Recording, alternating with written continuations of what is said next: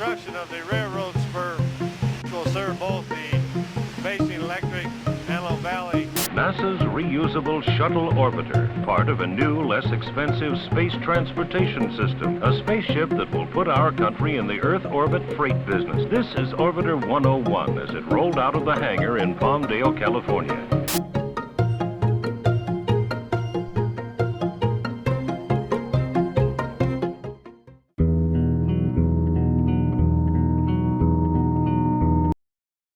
I had a non-typical cancer signs and symptoms. He stated that I was very young to have cancer. Hello, my name is Roselle Capison. I am 27 years old, and I grew up here in the Antelope Valley. I was diagnosed with ductal carcinoma in situ, which is early stage of breast cancer. Yes, it's called stage 0 or DCIS or ductal carcinoma in situ.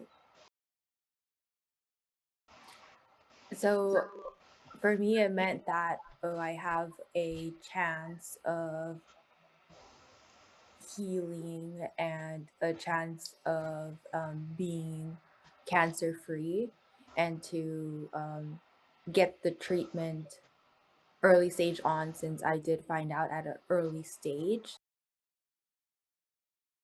I was in the shower one time and one day and like doing my regular thing, just scrubbing, and then all of a sudden, like when I was scrubbing with my loofah, it hurt on that side, on the left side, and I felt a lump. And that's when I reached out to my primary care to get further testing and checkups.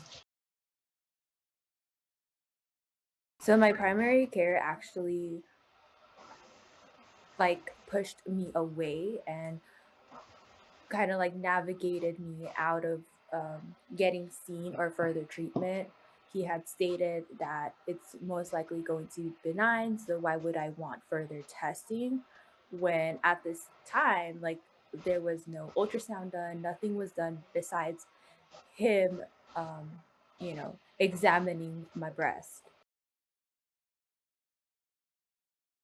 So that's when I decided to advocate for myself and stood up for myself and told him, like, no, like, I would like further testing. I need you to refer me over to another specialist, which is general surgery, in order to obtain biopsies and other further testing and diagnostic exams.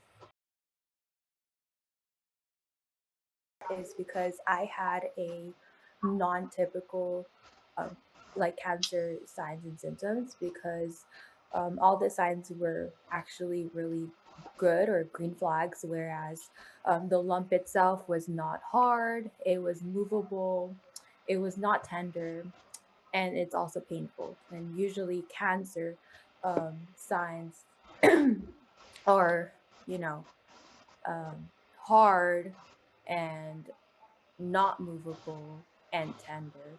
And also, he stated that I was very young to have cancer, since I was 26 at the time. My oncologist recommended me to go ahead and do the bilateral mastectomy. So, mastectomy, for me, it was a double mastectomy or a bilateral mastectomy where they remove all the breast tissue. Yes, I could say that I am a cancer survivor, but at the same time, I feel like your journey doesn't end that way. I feel like it's a continuous healing, and it feels like um, a part of you was taken, like physically and mentally, and that is something that a lot of cancer survivors are not prepared for. Keep fighting even though you feel like you want to give up and you just don't want to fight. I say also advocate for yourself, and if you know that, if you know or if you feel that something is wrong, please open your mouth and please let them know, because it's not going to hurt you if you're going to advocate for yourself. It's only going to do you good.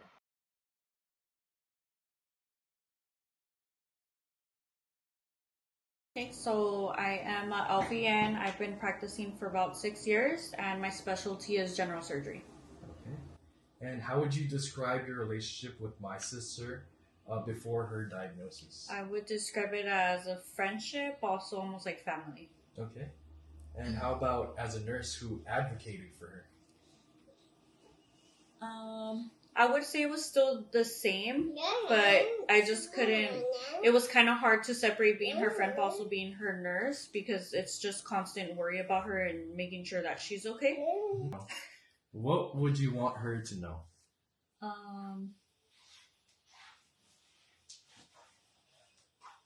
Great. You guys.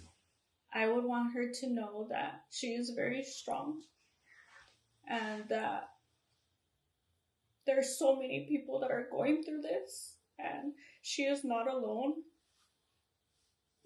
And that I'm very happy that she's sharing her experience with a lot of people who may be going through this and need that encouragement to go and get checked out